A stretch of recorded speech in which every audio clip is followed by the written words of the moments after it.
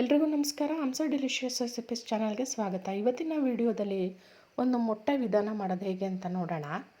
ಇದಕ್ಕೆ ಒಂದು ದಪ್ಪ ಗಾತ್ರದ ಅರ್ಧ ಈರುಳ್ಳಿ, ಒಂದು ಗೆಡ್ಡೆ ಬೆಳ್ಳುಳ್ಳಿ, ಒಂದು 4-5 ಮೆಣಸಿನ್ಕಾಯಿ, ಅರ್ಧ ಟೇಬಲ್ ಸ್ಪೂನಷ್ಟು ಕಾಳು ಮೆಣಸು, 1 ಇಂಚು ಚಕ್ಕೆ, 4 ಲವಂಗ, ಅರ್ಧ ಇಂಚು ಶುಂಠಿ, 1 ಹಿಡಿ ಪುದೀನ ಸೊಪ್ಪು ಇಷ್ಟನ್ನು ಮಿಕ್ಸಿ ಜಾರ್ಗೆ ಹಾಕ್ಕೊಂಡು ನುಣ್ಣಕ್ಕೆ ಪೇಸ್ಟ್ ಮಾಡ್ಕೋಬೇಕು.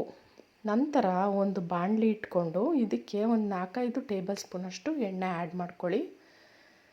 ಇದಕ್ಕೆ ಸ್ವಲ್ಪ ಎಣ್ಣೆ ಜಾಸ್ತಿ ಉಪಯೋಗಿಸ್ಬೇಕಾಗತ್ತೆ. ಈಗ ಎಗ್ ಫ್ರೈ ರೀತಿ ಮಾಡೋದ್ರಿಂದ ಎಣ್ಣೆ ಸ್ವಲ್ಪ ಜಾಸ್ತಿ ಹಾಕಿದ್ರೆ ಟೇಸ್ಟು ಚೆನ್ನಾಗಿರುತ್ತೆ. ಇದಕ್ಕೆ ಒಂದು ಅರ್ಧ ಈರುಳ್ಳಿ ಸಣ್ಣಗೆ ಕಟ್ ಮಾಡ್ಕೊಂಡು ಆ್ಯಡ್ ಮಾಡ್ಕೊಂಡಿದ್ದೀನಿ. ನಾನಿಲ್ಲಿ ಒಂದು ದಪ್ಪ ಗಾತ್ರದ ಈರುಳ್ಳಿ ತೊಗೊಂಡು ಅರ್ಧ ರುಬ್ಬಕ್ಕೆ ಉಪಯೋಗಿಸಿ ಇನ್ನರ್ಧ ಫ್ರೈಗೆ ಉಪಯೋಗಿಸಿದ್ದೀನಿ. ಒಂದು ಮೀಡಿಯಮ್ ಸೈಜ್ ಟೊಮ್ಯಾಟೋನ ಸಣ್ಣಗೆ ಚಾಪ್ ಮಾಡ್ಕೊಂಡು ಹಾಕ್ಕೊಂಡಿದ್ದೀನಿ. ಅರ್ಧ ಟೇಬಲ್ ಸ್ಪೂನಷ್ಟು ಅರಿಶಿನ ಪುಡಿ, ರುಚಿಗೆ ತಕ್ಕಷ್ಟು ಉಪ್ಪು ಎಲ್ಲನೂ ಹಾಕ್ಕೊಂಡು ಟೊಮೊಟೊ ಸಾಫ್ಟ್ ಆಗೋ ಗಂಟ ನೀಟಾಗಿ ಬೇಯಿಸ್ಕೊಂಡು ನಂತರ ಈ ರುಬ್ಬಿರೋ ಮಸಾಲೆನ ಇದಕ್ಕೆ ಆ್ಯಡ್ ಮಾಡಿಕೊಂಡು ಅದು ನೀಟಾಗೆ ಆಯಿಲ್ ಬಿಟ್ಕೊಳ್ಳೋ ಗಂಟ ನೀಟಾಗೆ ಫ್ರೈ ಮಾಡ್ಕೋಬೇಕು.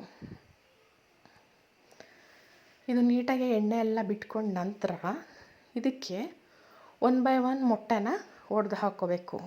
ನಾನಿಲ್ಲಿ ಮೊದಲೇ ಬೌಲಲ್ಲಿ ಹಾಕ್ಕೊಂಡು ಮೊಟ್ಟೆನ ಆನಂತರ ಇದಕ್ಕೆ ಆ್ಯಡ್ ಮಾಡ್ತಾಯಿದ್ದೀನಿ.